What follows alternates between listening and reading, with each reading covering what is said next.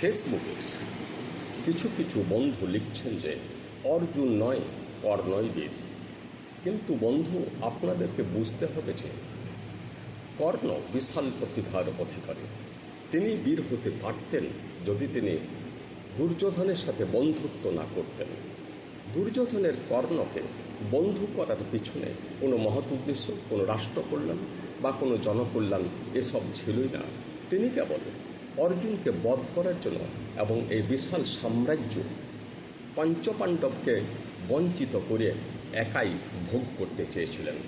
ওদিকে কর্ণ দুর্যোধনের এই বিরূপ মনোভাব বুঝতে পারেন নাই এবং তিনি বিনা কারণে কেবলমাত্র দুর্যোধনের দ্বারা প্রভাবিত হয়ে অর্জুনের সাথে ছেলেবেলা থেকেই বিদ্বেষপরায়ণ হয়েছিলেন।